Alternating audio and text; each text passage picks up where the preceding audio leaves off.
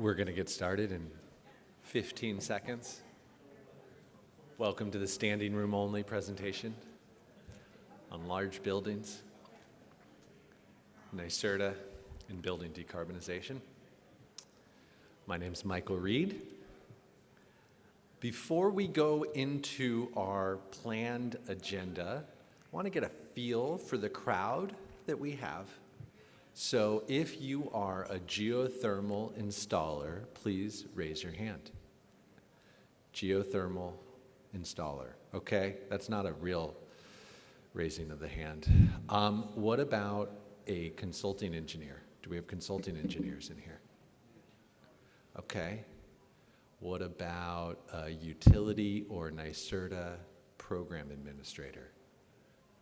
Okay. What did I miss? What was that? Program implementers. Okay, great. Well, we're going to have a great discussion of a variety of NYSERDA programs. We have 3 of my colleagues who will come up here and share their wisdom.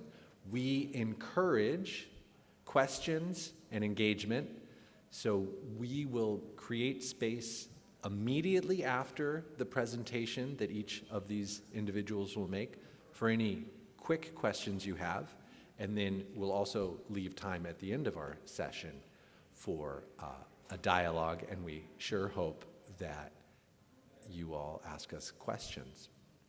Okay, so we're going to get started. Today we're presenting on 3 different programs, activities that we have in the new construction space. Will be introduced by Pat Fitzgerald, a man who needs no introduction, but just to make a quick one, Pat has been at NYSERDA for how many years, Pat? A couple decades, and he has a wealth of expertise on new construction and new construction projects that have successfully integrated with geothermal. So we're going to hear all about that and NYSERDA's offer into the new construction market.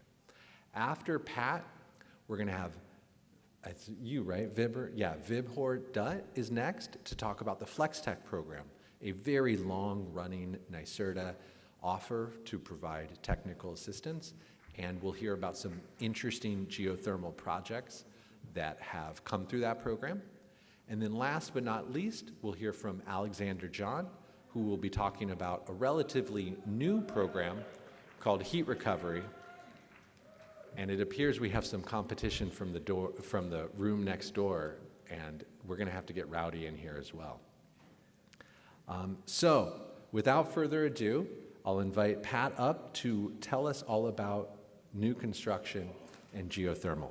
Big round of applause for Pat. So you have to press it down. There, Michael. There we go. Okay. Can I assume the volume's okay? Sounds good to me, but hearing's not great. Great. So thanks for joining us this morning. As Michael mentioned, I represent the new construction team at NYSERDA. I'm going to highlight a few of our programs, and you said the down arrow will get us going. There we go. How's the graphic? Not great, but so as Michael mentioned or asked, I've been with NYSERDA for a couple of decades, and it's been an interesting run. I was at the ASHRAE conference yesterday and this morning, as well as stopping through here, and it's really interesting, the theme. There's a constant flow of information. What's old is new again.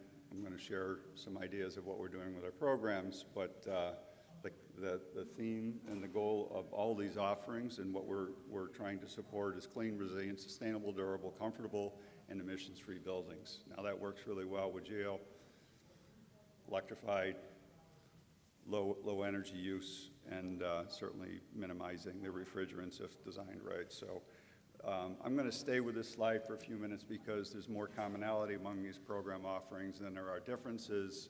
The first 2 on the list are competitions. They're offered at this point on an annual basis. We're in the 5th round and the 6th round, respectively, of, the 1st and the 3rd, the Buildings of Excellence competition and the Building Cleaner Communities competition. They're competitions. The second one there is an open enrollment design support. But all of these programs support those attributes I just mentioned.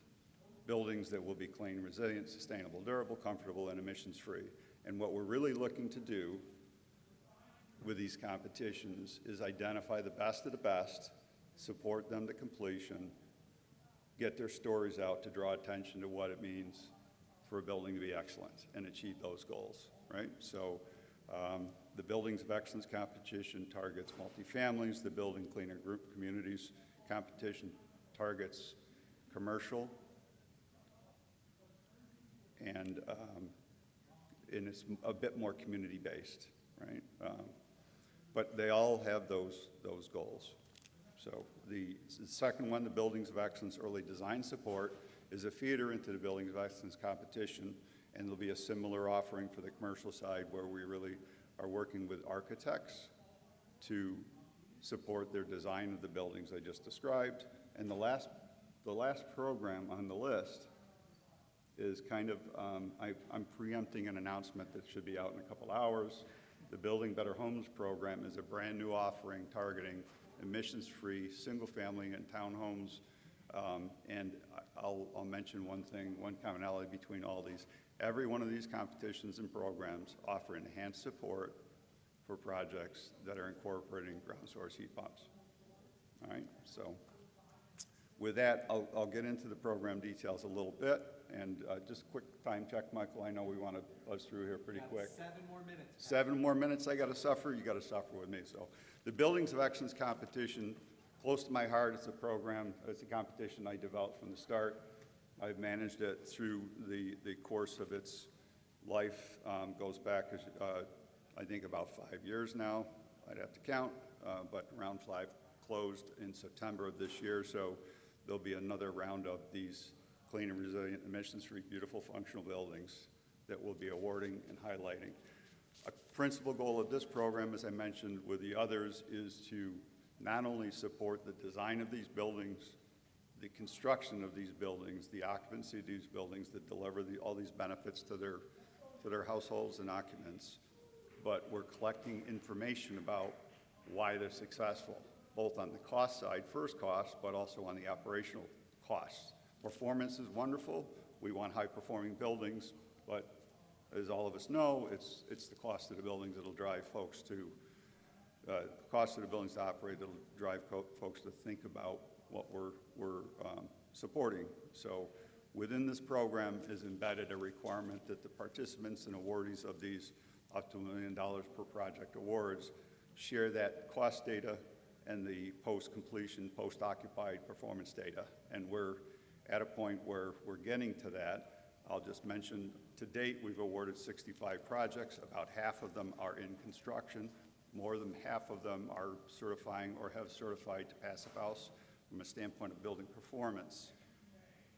And I think the number of geothermals is about a quarter, 25% are geothermal projects. The first round of the competition didn't even require electrification as an attribute. It encouraged it and awarded it, and we ultimately never awarded a project that used natural gas or any fossil fuel for space conditioning. From the very beginning, the first round of the competition, we've only supported electrified space conditioning. 5, 6 years ago, domestic hot water wasn't as easy to achieve with electrified, but now all projects are fully electrified, emissions-free. So that's the data on this program. The Buildings of Excellence Early Design Support, again, feeds into the demonstration projects. We work with architectural teams, providing them funding directly to the architectural team as a capacity building, a market development effort, similar to what we've done in the last 20 years working with the market on consulting and working with early adopters on the design. So this is an open enrollment opportunity. I think it's about $100,000 at this point per architect project. And the rules of that program are available. The first slide, and Michael, I think the slide deck's going to be available to everybody. The hyperlinks, if you noticed on the first slide, the primary person to contact is on that slide, and I encourage you to think about reaching out to that person. Vera happens to be handling the early design support program right now. So the Building Cleaner Communities Competition has been offered on an annual basis. They usually close the competition in late spring and award it in early summer. So the 2024 offerings have already been awarded. We do expect and anticipate both Buildings of Excellence competition, the Building Cleaner Communities competition will be offered in 2025 again, and possibly into the future. Little stats, 48 projects awarded, half of them are in construction. I think, looks like about, well, 5 committed to geothermal systems is the stats. I'm not familiar with the details of the program, but these are excellent community-based integrated projects, very interesting, and the link to the site, our website has great stories about the completed projects, telling you what works, what the success, and again, we're trying to draw attention to what is happening with these awarded projects. The last, again, building better homes, emissions-free, single-family and townhomes. Will be supporting the promotion and marketing of homes to a market that may or may not be ready for emissions-free living, but we're trying to promote them as luxury living for an accessible price point. We are supporting the builders and developers by providing a direct incentive to them for the buildings, very substantial, couple it with the IRA, funding the tax credits. It's really a very generous award for actually delivering those homes. In addition to that, up to $50,000 a year in marketing is offered to the builder developer to do that. We are offering direct training for their teams and their subcontractors on how to execute those buildings. And ultimately, we do offer, or initially, we offer support to the architectural firms that are working with the builders or the builders' their own design team to pay for the redesign of the homes to achieve the goals. Now, again, back to the commonality for all these, I'll talk about lessons learned in a second. All these buildings look to do high performance envelopes, properly designed domestic hot water distribution, whether it's a single family home or a 150 or 400 unit multifamily building or commercial buildings. We want the domestic distribution systems to be efficient and effective in lowering the loads to make it possible for us to electrify them. And from a few lessons learned on the ground source heat pumps specifically that I'm familiar with within the Building of Excellence competition, we had some early successes. We were interrupted, some of those successes were interrupted by the COVID supply chain and the significantly increased costs. Common theme in any electrification emissions-free design is lowering the loads, as I just mentioned, and that will help justify the costs of whatever system is going to support those loads. And recent feedback, cold call from a developer say, you awarded us in the round 4 of the Buildings of Excellence, I think it was a round 4 award, for doing a project that was an air source heat pump project. They had been a developer that had previously committed to doing a ground source heat pump project, but had to shut the project down because they couldn't pencil it out. The new award, they said, we're going to pivot, we're going to go back to geothermal, and the reason they're going back to geothermal is they figured out how to leverage the IRA funding, a 30% tax credit plus another 10% for the criteria they're going to meet. You're probably more familiar if you're in the industry than I am on the tax credit, but the fact that they figured it out, they stayed committed. They were always committed to geothermal, but they just couldn't make the funding work, and they found a way to do it. One of the key criteria is this is a 70-unit multifamily building. Load is far below the 285-ton threshold that allows them to stay away from the prevailing rate, which is, I guess, an impediment for those that aren't in a situation where they're paying prevailing or union. So I thought that was really, really interesting and really good news for the industry, and I just wanted to share that with you. So was that. I think I covered all the materials I intended to, so turn it back over to Michael, and I'm taking my sign. You got to, don't forget who you are, Michael. What? Great, thank you, Pat. Now, if anybody has a question for Pat, please come on up here, and we will ask it. Oh, I don't think we need. Thank you. Michael Reed, in case you were wondering. Pat, I got the first question for you. So let's say that, you know, in a couple of years from now, you decide to leave NYSERDA, open up your own independent consulting venture, and there's a geothermal company that is interested in your advice for how, you know, across all these projects that you've seen, what's the advice you'd give in terms of optimizing a geothermal system for a new building? And your microphone is right there. How's the volume, all right? Perfect, great. So it's a simple response, and I'm not sure I can make a living at it, maybe.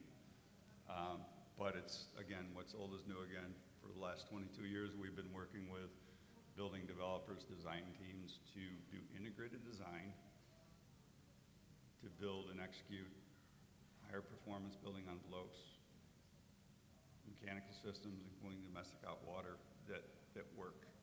And exactly how you measure that and how you achieve it has evolved over time. We are at this point more often not talking about passive house level of building air tightness and envelope, but the simple response is figure out how to lower the load. So as a geothermal contractor or designer, you can downsize the system, right-size the system, as you're all aware, and bring it in at a cost point that is more defensible, and from an operational standpoint, will actually have the intended outcome.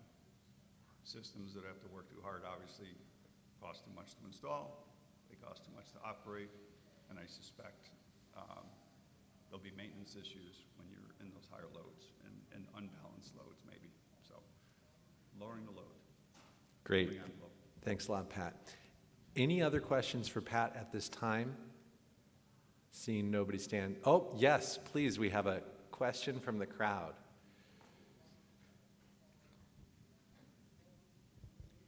Billy Roberti, Green Choices Consulting. I'm from Long Island, so it's helpful for me anytime we talk about a NYSERDA project, whether it's required to pay into the SBC or not. So each program we talk about, would you define that? Thank you.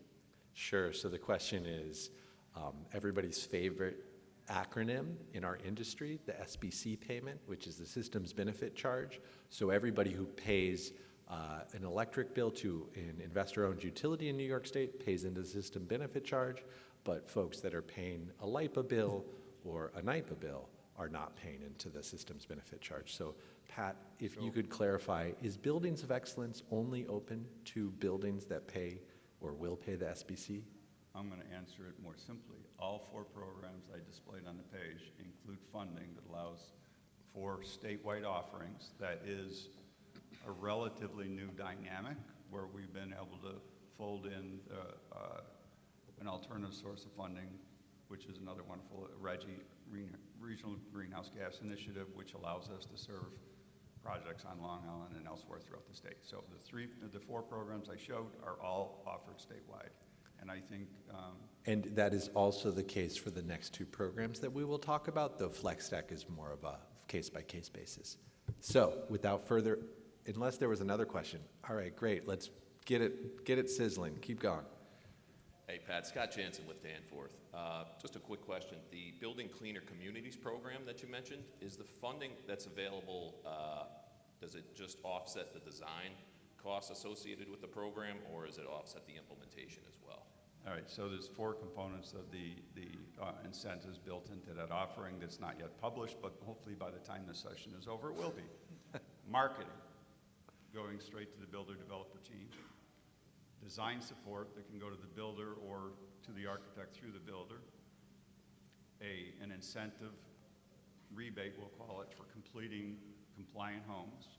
And what we did is we picked every high-performance standard we could find in the industry and identified the correct threshold that's roughly equivalent to what we think is necessary for emissions-free home design. And the incentives available, and that range is somewhere between $3,000 and $5,000, I think, per home, coupled with the IRA, which is another $2,500 or $5,000. You're talking about almost $10 grand per home That's for the home. And the fourth incentive was, bear with me here. Oh, training. So we're really offering to workforce development, meaning the contractors and subcontractors that would successfully execute a passive house level home design, right? That tight envelope that really is where it needs to be, balanced ventilation, proper mechanical systems installed correctly, that kind of thing. So, so the four legs, and answer your question, yes, there's money to the builder, but also I just want to emphasize this, if you don't mind. The program is intended to support as much the marketing of those homes as it is to provide a rebate or an incentive to the builder for delivering those homes. We want to help to create a customer interest and a customer demand in front of what will be a code mandate, which is coming down the pipe, right? So technically, residential homes will be required to be emissions-free at the end of next year, 1/1/2026. If things don't change. But in the meantime, we'd love to help builders learn how to do it and tell the customers what they're able to deliver.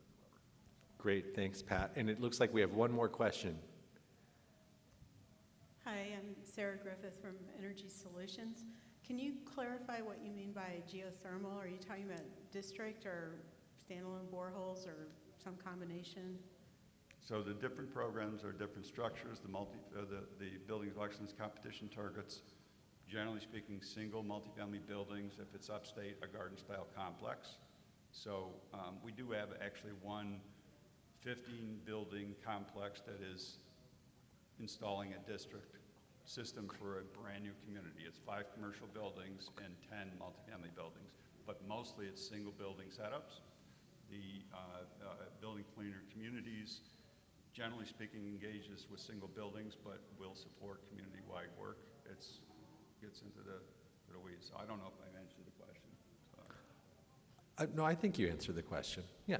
Okay, last round of applause for Pat. I promise we won't ask you to do that again. And next, come on up, Vibhor, and talk about the FlexTech program. And you actually have a picture.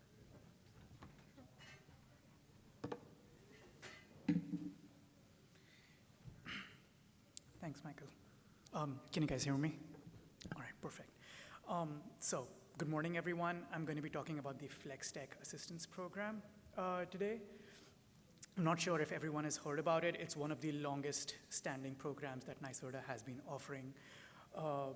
So I'm just going to dive right into it. It's going to be more of a generic overview. Obviously, if you have questions, I'm happy to take any of those. Just to start with, what is the FlexTech program and who is it for? So the most common question that I kept getting asked about, the FlexTech program is, do you cover just the study or the implementation? So I just wanted to, highlight the fact that the FlexTech program is primarily just for the study side of things. When the project comes in, we just talk about the study, finding out measures. Unfortunately, the implementation currently is not part of it, but we do want to talk about it, and it's mostly about the technical analysis that we look at. Most of the sectors that we deal with are the commercial, industrial, multifamily sectors. And the next slide kind of highlights that. I'm just gonna not talk more about it, but just kind of give you an overview that we have different subsectors as part of these. So anything that comes as part of the commercial, industrial, or multifamily sector should be eligible for the FlexTech program. Moving on, now that we understand what these sectors are, I do want to talk about what the study types are under the FlexTech program.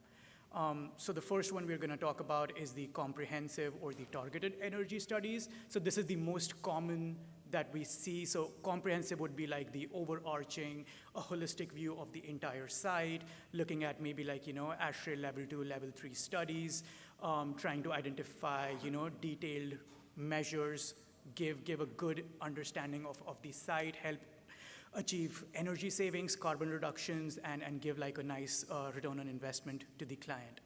A targeted energy study is going to be more about a targeted structure, whether they're looking at just a chiller plant or a boiler plant, or they're just looking at, a building envelope and some of those things combined. So that's where the targeted energy study comes into play. The next one is the energy master planning. So this is more about looking at the future, not just the current and the present. So we look at not just the short-term, but the long-term goals as well. We talk with the consultants, you're gonna be talking with the clients, trying to get an understanding of what their goals are, what they wanna achieve. I think the definition on our website suggests you need to look at least 2 years of goals for the clients and then come up with suggestions for that. So that would be the energy master planning, looking more about carbon emissions, greenhouse gas emissions, and energy savings. The next one is retrocommissioning analysis, which kind of gives itself up. So it's more about buildings that are already there, operation and maintenance, looking at operational analysis, that sort of stuff is what we deal with under this study type. Indoor air quality is a separate section where you just perform a study based on indoor air quality analysis. Again, this is something that I do not work with closely other than the other ones, but yeah, definitely one of these study types that we have, and the one that we are talking about and we're going to be discussing more in depth is the large-scale thermal analysis. So this is something initially was part of the clean heating and cooling program, has suddenly and currently been taken under the FlexTech wing, and I'm helping out Scott, Donovan, and everyone in the team transition that from the clean heating program into the FlexTech, and helping out, trying to understand how we can make this the most seamless transition ever.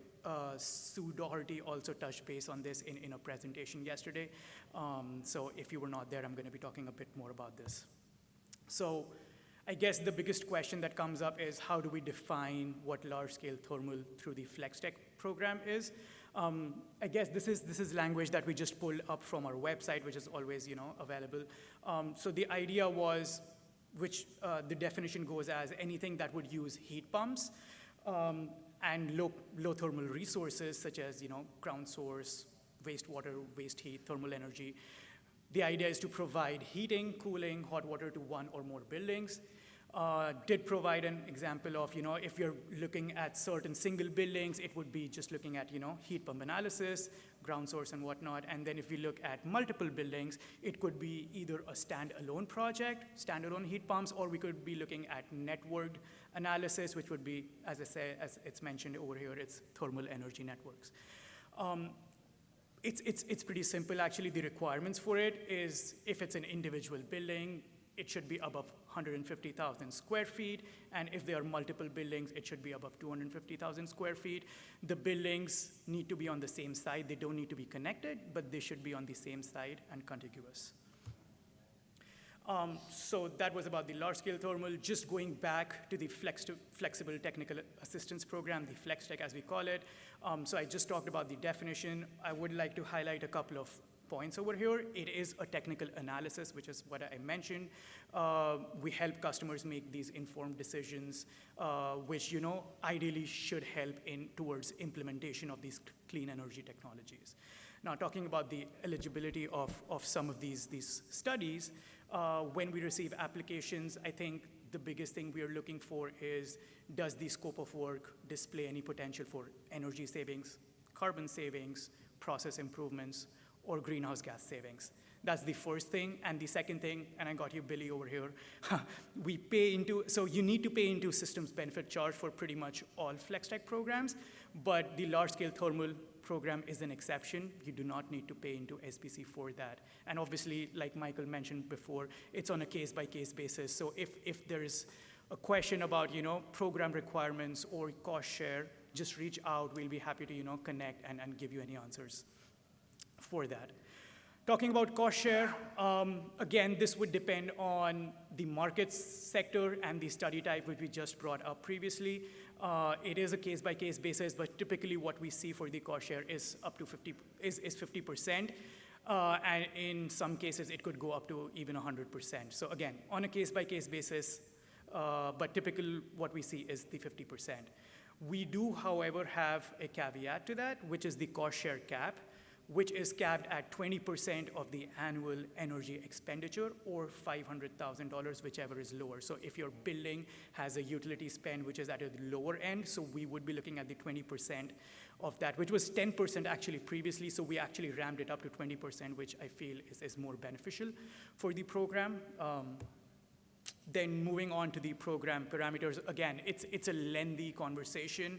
and I can talk pretty much all day about it, but just highlighting a couple of important ones that we need and look for is having a third-party technical assistance service provider, having an engineering firm who is a third party, not someone who is part of the building or the management in general. And the studies should analyze site-specific measures. We ideally do not prefer percentage-based savings or data from some case studies. It has to be site-specific. We need the engineering firm or the service provider to go in on the site, do the audit, try to understand the issues with that particular building and provide an analysis, and hopefully leading to energy savings potential. This is an interesting one, the process timeline. I know we get a lot of complaints about it, but ideally what we look at is 4 to 8 weeks from the application receive date to the issuance of PO. Now, the issuance of PO is basically the contracting that we do with the applicant, after which the work can begin, and the engineering firm or the service provider, as we call them, can go ahead and start the work. As far as the project schedule goes, that would be dependent on the study completion, which is typically mentioned in the scope of work. This schedule, depending on the type of study we look at, can range from anywhere between 8 to 10 weeks to almost 52 weeks. Just wanted to highlight the payment structure as well, because we recently moved to Salesforce, and the application has changed a bit from our previous way that we worked. So just wanted to highlight that. The contribution and the cost share now is directly with the applicant. Previously, and I feel it's important to highlight that, we dealt with certain, how we call them, FlexTech consultants, vetted consultants who we worked with before. It used to be a direct contract with them, but for consultants who we had not worked with before, as we call them, independent service providers, they could not initially contract with NYSERDA, so the contract would be with the client and NYSERDA, and once the study was completed, they would get reimbursed for that amount. Now, with the changes, we basically contract directly with the applicant, and the applicant can be either the service provider or the client. So we can have that discussion, what are the pros and cons for that, but at the end of the day, it's completely up to the client and the service provider who needs to be the applicant. Whoever the applicant is, if they are the customer, a proof of payment towards the contractor needs to be shown as a payment structure, while if it's the service provider or the contractor, a proof of payment by the customer towards them for the work being done is something we look for as part of the invoicing. I did want to showcase some of the examples, 2 of these over here, for some successful large-scale thermal projects that we recently completed. So 2 of them, one is kind of a legacy project which came in previously through PON 4614, which was the Albany International Airport. So I did want to give a shout out to CHA on that. They did a tremendous job. So just wanted to highlight a few things. As part of the study that came in, the total project cost study was almost $100,000, while the cost share percentage by NYSERDA and the funding was 50%, which is almost $50,000, which was something that NYSERDA provided as part of the funding. I did want to mention what the study was all about. So it was talking about the district scale geothermal heat pump study. So that's what they were looking at, alongside an evaluation of heat recovery options. And now they're currently into design, where they are going to be heading into, as we mentioned previously, soon a day or 2 as well, PON 5614, which is more towards the design catering of this project. The other project I did want to highlight, which again was a successful one, was Bard College. So you see, we dealt with a couple of different sectors, one the airport, and now it's a campus setting. The service provider, again, Labella Associates, did a fantastic job on this. As you can see, the project study, given that it was a campus setting, was slightly more, actually significantly more, around $265,000. In this case, them being a partner for the REF campus program with NYSERDA as well, their cost share percentage was slightly higher, which is 60%. I guess the idea of highlighting that is these cost shares vary on a case-by-case basis, and we can always discuss once a project is in on, where we land up with the cost share. At the end of the day, we are called FlexTech, so we are flexible with, how we look at certain projects. In this case, they were looking to highlight a net zero campus. They did a feasibility study trying to evaluate and phasing out their fossil fuels and converting the entire campus into geothermal across the campus. And we actually ended up adding this last pointer after Scott highlighted that. The geothermal system was installed at their campus library this year, which I feel was super significant. I think the goal of our studies through FlexTech is they should lead to implementation, and when we see something like that, I think it shows the success of the program. Just wanted to highlight some useful links. Again, it's all on our website. It's in the presentation here as well. It's just going to highlight, what the program is all about, everything I spoke about, our solicitation, some documents and resources. I did add a couple of useful links for the large-scale thermal program because I feel that's the most interested that everyone was going to be about that. And now I'm going to hand it over to Alex unless there are any questions.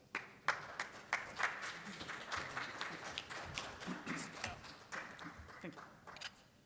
Great, thanks a lot, Vibhor. And I see there's one question at least that we have about the FlexTech program, so let's hear.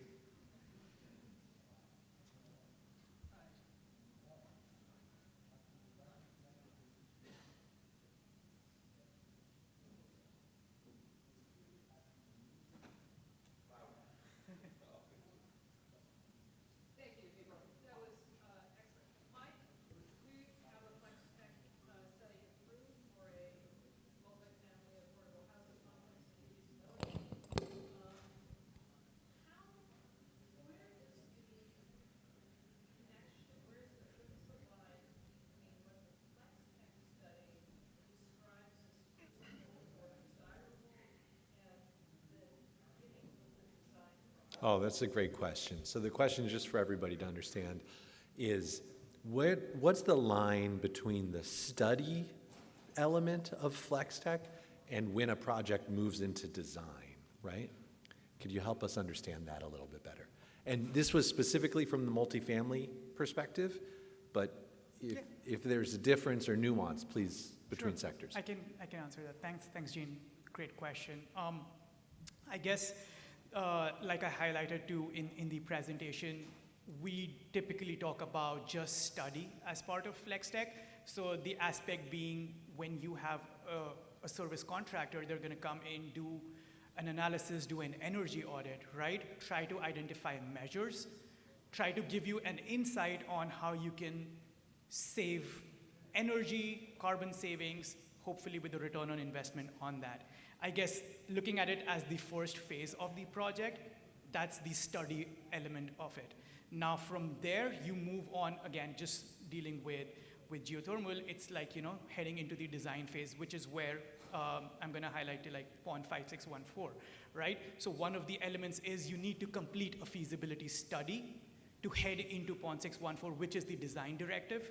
And once you have completed that, we take it to the next level where we talk about design, where we talk about, how we move forward, how we go ahead, move towards the implementation side. So I guess the disconnect initially is because NYSERDA does not have like a cost share available for implementation, it's like you start with the study and then where do we go with that? But now with the new program, and I guess we're talking about it all the time at our workplace as well, that we're moving towards a phase where now we have gone from study to design and hopefully in the future moving towards implementation as well. But hopefully that answers your question. Right now, the study part of it is the main aspect, and moving towards design is where we have obviously a separate set of requirements through point 5614, but that's where we are headed towards in terms of geothermal. And I'll make a plug that, Donovan, don't get me in trouble for saying this. For the multifamily sector, we're rolling out a program that we're calling Owner's Rep, specifically for this point. We really want to support, in particular, buildings that don't have don't have staff to manage construction projects. We want to have this offer called Owner's Rep to help provide a representative of the owner's interests throughout the construction project and not that there's any bad contractors in this room, but not let a bad contractor ruin a decarbonization project, which happens more often than any of us would like to admit. Donovan.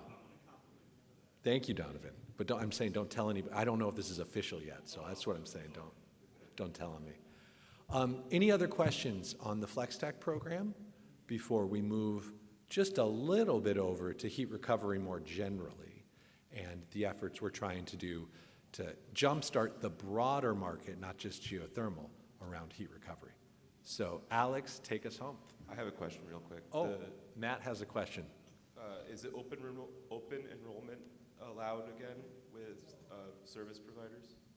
Oh, good question, Service Matt. providers? So can you just tell us how somebody becomes a qualified FlexTech consultant? Right. Good question. So yes, right now we have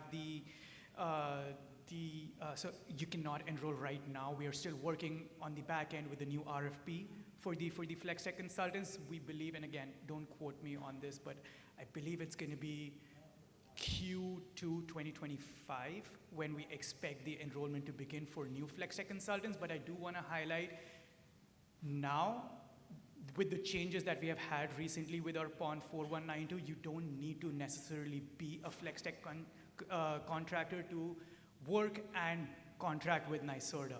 So you can definitely come in as an independent service provider and probably get very similar benefits as a FlexTech consultant because you can directly contract with them right now. So I feel that's one of the biggest advantages, that we have opened up the field for not just FlexTech consultants who we have worked with in the past, but also independent service providers who can come in, get the experience, and also work with us on similar projects.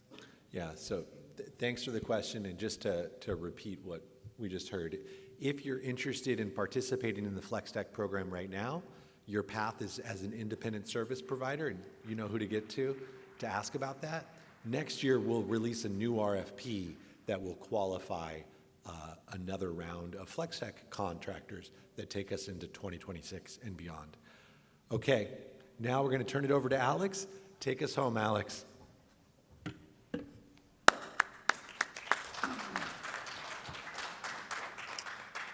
Good morning. So going from the oldest NYSERDA program to probably the youngest NYSERDA program. This is the NYSERDA Heat Recovery Program, and there's a couple elements to it. I'll work through it fast and happy to stay after for any questions. I want to first shift everyone's mindset. When we think about recovery, we normally think about ourselves as human beings and recovering from either an accident or an injury. I want you now to think about buildings, which are not human beings, obviously, but they kind of operate and function as such, right? And we are trying to, with this program, help building owners and managers understand that they need to help their buildings regain strength, put them back in a well-being, optimal state of performance. And that usually comes with resilience and adaptation. So, with that said, a typical building cut out here, and there's multiple forms of heat recovery solutions. There's the air side with energy recovery ventilators, ERVs or HRVs. There is the water side, whether it's wastewater or if it's water source heat pumps. Then we also have drain water heat recovery as well. And then there's process heat, data center heat recovery. There's also geothermal is connected to that in some form, as well as phase change materials, PCMs. So this program covers many different types of technologies, and we're recruiting and qualifying manufacturers from all around the world, actually, that are effective in these types of solutions. So where does heat recovery fit in this phased decarbonization approach? A lot of where we are is in this middle state, where we've reduced as much as we can with whether it was real-time energy management system or building management systems, and many buildings sit in this recover phase as they want to move towards further electrification. In order to do that, like I mentioned, there's different ways to do that. Every building is a different, unique unicorn in some sense, but has the ability to either pursue ventilation, cooling, wastewater, or thermal storage. This program, as it stands right now, has $12 million in funding available, and it brings you from the start to the finish of a heat recovery project. It starts at Category 1 with a heat recovery opportunity assessment. This is done with engineering firms or consultants, such as some FlexTech firms are part of that. And I heard from a train rep at the ASHRAE conference the other day. They said every building in New York City they walk into has a heat recovery opportunity. So these first two categories of heat recovery opportunity assessment and design work that are incentivized at 75% cost share and are capped at $40,000 and $80,000 collectively, they essentially, every building should be able to pursue one of these two. And I want to encourage every engineering consultant in this room to think of this as a potential revenue stream. And NYSERDA has a program that helps lift this in a big way. So that is how we're trying to create heat recovery demand in the city and the state.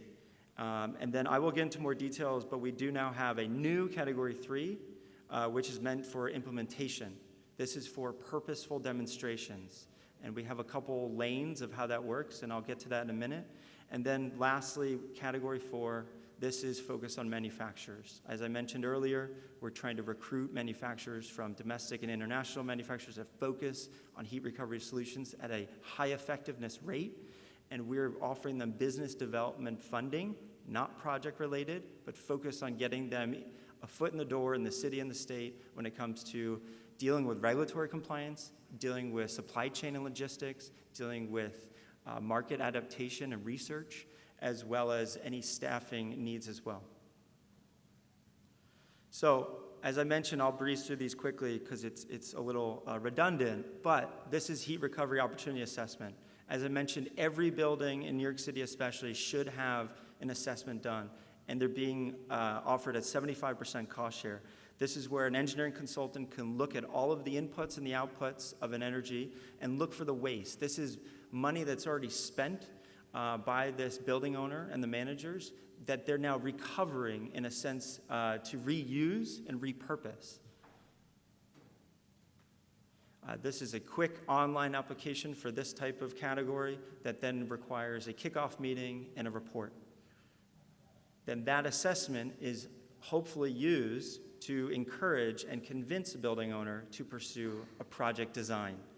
And this is where it's more technical and in the weeds, and where then you would discover what manufacturer you would want to use and what solution we're going to design into the building.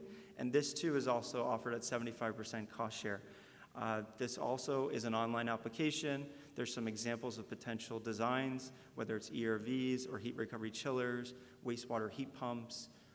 These are all kind of the major pillars of heat recovery.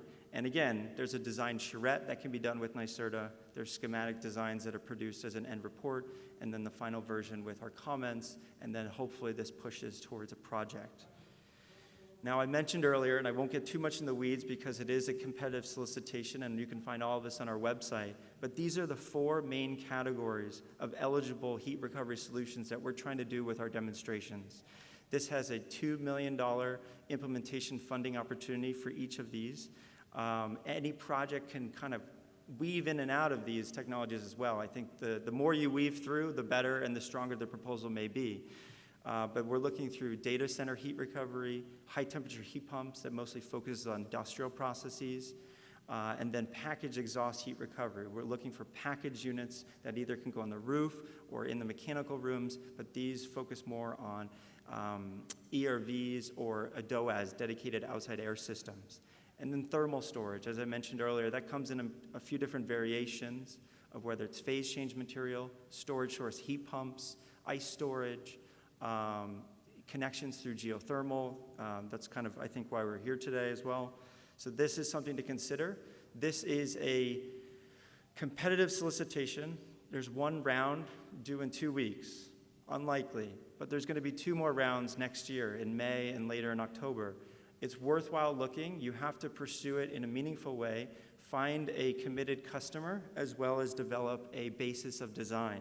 Happy to talk through the details on that because I know I'm going to be short on time here, but just want to make sure that this is known to everyone about this Category 3 that's relatively new.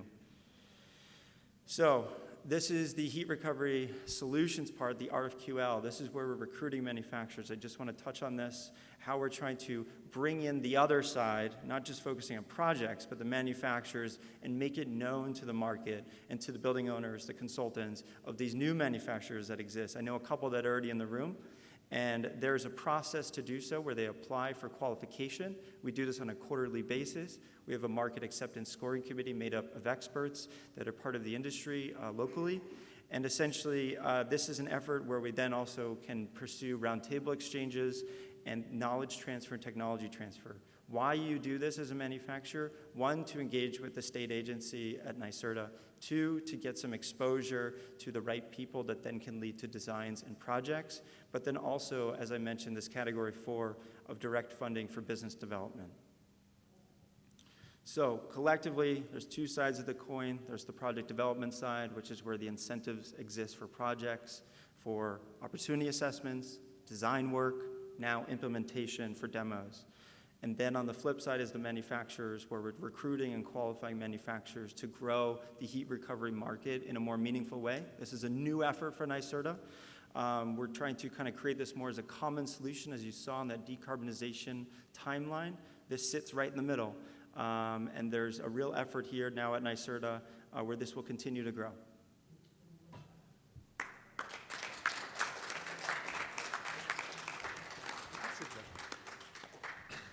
Thanks a lot, Alex. And you said that there were some qualified manufacturers in the room. I feel like you should give them a shout out right now.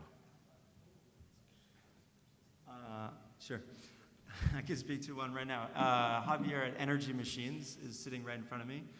He's got some good projects that came out of the Empire Building Challenge with Heinz, creating thermal loops there. And I think we were talking earlier about some potential demonstrations coming in the near future. Okay, great. Yeah, when we were starting our transition of buildings off of fossil fuels in 2019 with the Climate Act and Local Law 97, we established some good connections with the Scandinavians, and I'll never forget a delegation coming over in, I think, February of 2021 and walking around New York City, and they were like, what the fuck is going on here? All of the heat that's leaving these buildings. So we are about 20 years behind our friends in Canada and Europe, but that is, how do you effectively recover heat and reuse it is a big name of the game, especially as energy costs go up. Any questions for Alex before we break out into, yes, we've got one there. Just wait for the microphone to come. Andrew Macaluso, Wattswater. I'm curious with the heat recovery program if you're looking for fully fossil fuel free solutions, or if you're also looking to capture some of the existing emissions from oil and natural gas fired equipment. Yeah, that's a great question. Is this focused only on fossil fuel free systems, or what's our perspective there, Alex? Yes, this is always a tricky question with NYSERDA. We do have some flue gas heat recovery, so from boilers. We have a qualified manufacturer there, and we have a couple others in the pipeline. Obviously, NYSERDA is pushing towards fossil fuel-free technologies, but there is an effort to both make the fossil fuel equipment that's already in the building more efficient, but at the same time package it with another form of heat recovery that is not fossil fuel. So to kind of reuse it from a ventilation standpoint or a domestic hot water standpoint, those are sort of a beneficial demonstration that we're looking for when it comes to that category 3. But certainly if there is kind of a flue gas approach when it comes to heat recovery, we already have one that's on the list, and we welcome others to pursue the application, and that's how we vet and qualify through that process. Yeah, it's a pragmatic program, so try to make sense and scavenge heat wherever one can. Any other questions for Alex here?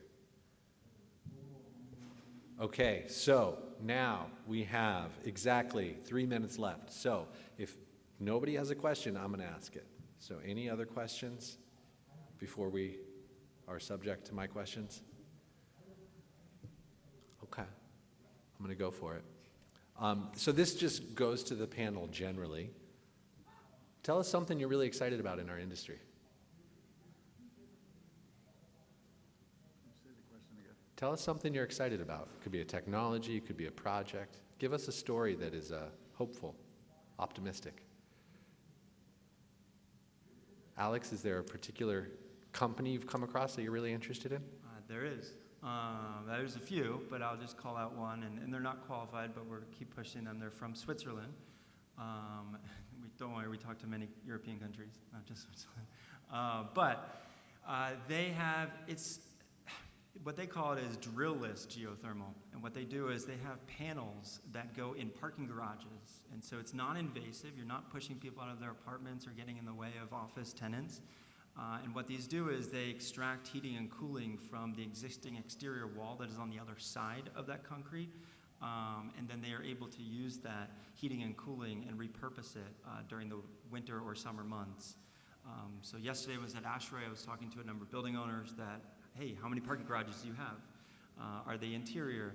So this is something that we're trying to do with the program and with the heat recovery solutions, is finding the right matches and bringing technologies, as Michael said, that are further ahead of us, maybe decades, and bring them to New York State and essentially link them up with the right partners to find potential demonstration projects and prove out some of these test cases.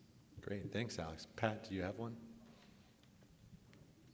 I guess one of the things that I found most exciting about the projects and the developers we're engaging with is those who have a long-term engagement with property management, have a vision to do what I'll shorthand as an all-in rental model, where they'll build a building and they rent the household, the apartments, with every utility that the occupant will need, including heat, cooling, domestic hot water, high-speed internet, high-definition TV, and a number of other things. And one of the things that happens with that is it simplifies the relationship between the developer, the building owner, and their customer, right?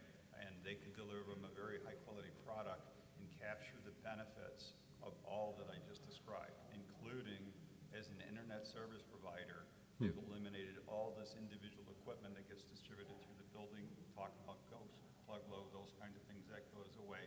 How the systems will operate, if they have an opportunity to do clean generation, solar PV, they can do it. If they don't have that opportunity to do generation on site, they can either buy it or they could at least control demand and therefore control the cost. And geothermal is one way to control that demand charge, delivery charge, that kind of thing. So the all-in rental model, that works in many projects that I've engaged with, and it's really exciting to see. It certainly doesn't, it's not available for all, but for affordable housing, for instance, if you have to supply heat and hot water anyway, you're almost there. Now internet is becoming a right for the occupant in some ways, an expectation, and it's a reasonable way to deliver it. It's not very expensive. So I think that's All-in rental model. And are those master metered buildings then, or do they, is it a variation? They're done in a number of ways, Okay. but ultimately, the simple way to think about it is master metered. Even if they do individual meters of components of the building to control demand, some different things.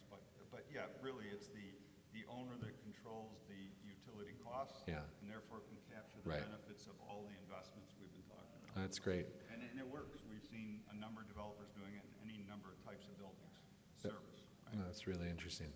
Thanks.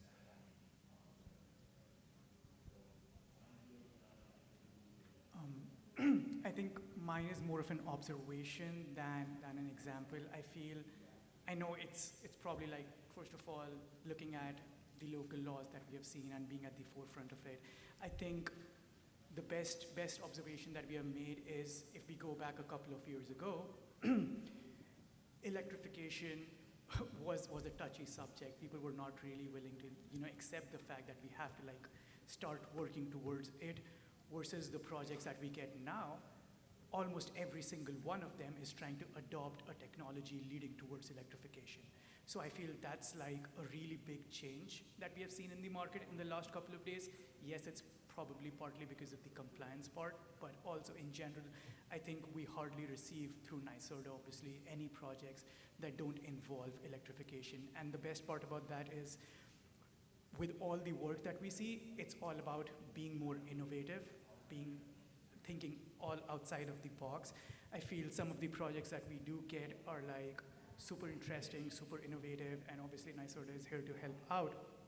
But the idea of going from how are we gonna do this or achieve certain goals to looking at, oh, this is probably possible, we just need to be a bit more innovative with that. I think that's been a great change to see in the last couple of years.